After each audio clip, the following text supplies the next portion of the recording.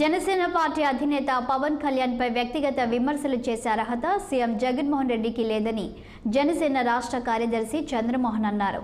ఈ సందర్భంగా ఆయన మాట్లాడుతూ పవన్ కళ్యాణ్ సొంత డబ్బులతో ప్రజలకు సేవ చేస్తున్నారని, అవినీతిలో కూరుకుపోయిన జగన్ లాంటి వారు ఎన్ని విమర్శలు చేసినా ప్రజలు పట్టించుకోరన్నారు. దీనిపై మరింత సమాచారం మా ప్రతినిధి అబ్దుల్లా అందిస్తారు.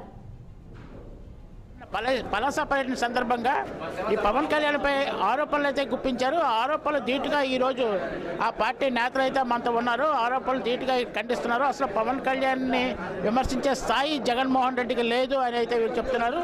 మనతో ఆ పార్టీ సంబంధించినంత వరకు జనసేన పార్టీ రాష్ట్ర అధ్యక్షుడు పిసి చంద్రమోహన్ మనతో ఉన్నారు. ఆయన అభిప్రాయాలు తెలుసుకుందాం. చంద్రమోహన్ నిన్న ముఖ్యమంత్రి ఇక్కడ పలాస వచ్చినప్పుడు పవన్ కళ్యాణ్ మీద కొన్ని ఆరోపణలు చేశారు. ఆ ఆరోపణల మీద మీ స్పందన ఏంటి?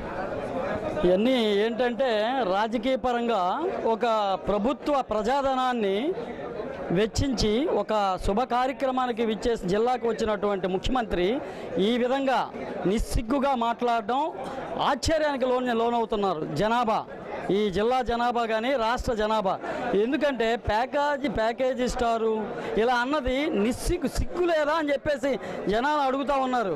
ఎందుకంటే ఆయన ఏదైతే కష్టంతో ఆయన కష్టార్జితం ప్రజల కోసం వెచ్చించి అనేక మంది రైతులను, అనేక మంది పేదలను ఆదుకున్నటువంటి నేత, మహోన్నత నేత శ్రీ కొండ కళ్యాణ్ గారిని ఈ విధంగా దిగజారుడు రాజకీయంతో ఆయన్ని విమర్శించడం అని చెప్పేసి ముక్కును వేలేసుకుంటా ఉంది ఈరోజు ఆంధ్ర రాష్ట్ర ప్రజలు. దీన్ని ఆలోచన చేయాల ముఖ్యమంత్రి వెంటనే.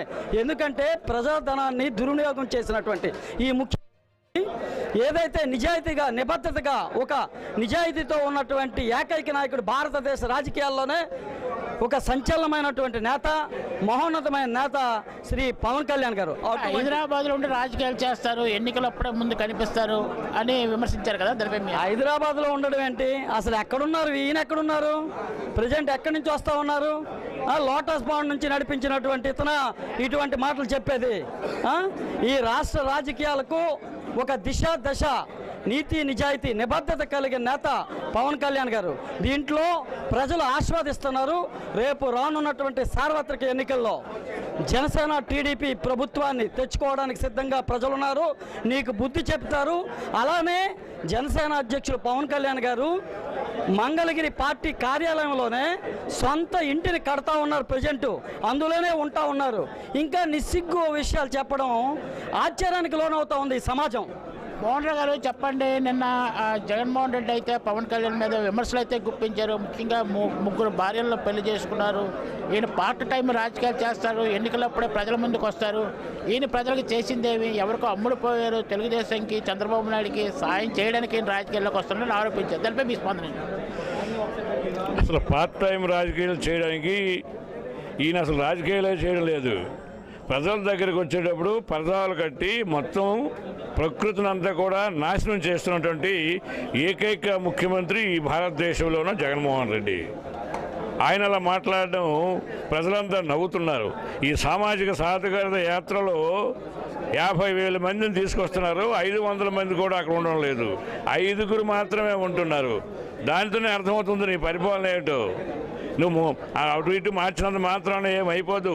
ఈ ఒక ఊరు నాయుడు ఇంకో ఊరికి భారీగా నా పూర్వం మా పెద్దలు సామెతలు.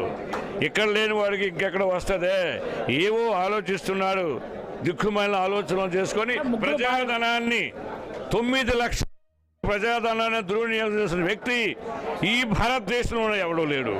రేపు పొద్దుట ఇదే వ్యవస్థ కొనసాగితే ఉండడానికి తినడానికి బాబు ధర్మం చేయండి, అయ్యా ధర్మం చేయండి, దిక్కుమాలను చచ్చిపోయాడు. ముగ్గురు భార్యలు పెళ్లి చేసుకున్నారు పవన్ కళ్యాణ్ అని విమర్శిస్తున్నారు కదా పదే. దానిపై మీ స్పందన? ముగ్గురు కాకపోతే 30 మంది చేసుకోండి. ఈయనకి ఎందుకయ్యా?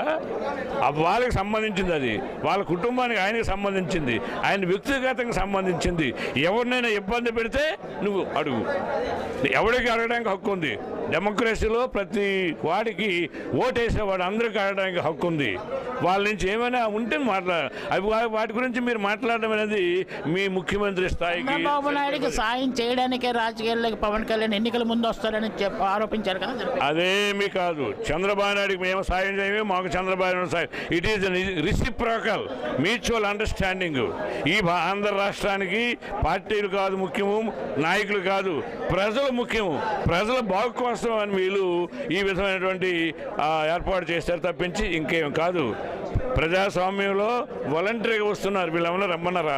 ఎక్కడ మీటింగ్ పెట్టండి, ఉదయం మీటింగ్ అయితే రాత్రి సాయంకాలం వరకు పవన్ కళ్యాణ్ గురించి వెయిట్ చేస్తున్నారు. మరి నీ సంగతి ఏంటి?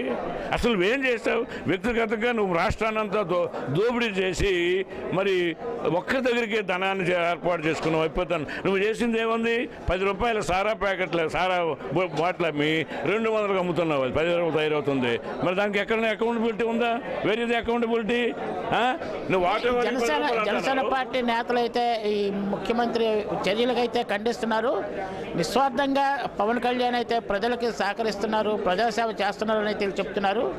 పరస్పరం ఒక అంగీకారంతో ఈ దుష్టపాలన చేపడుతున్న జగన్మోహన్ రెడ్డిని రాష్ట్రం నుంచి తరిమేయాలనే ఉద్దేశంతోనే తెలుగుదేశంతో జగన్మోహన్ రెడ్డి పారదోలాలనే ఉద్దేశంతో తెలుగుదేశంతో ఆ జనసేన పార్టీ ఎన్నికలకైతే పొత్తు కుదుర్చుకొని ముందుకెళ్తున్నారని చెప్తున్నారు.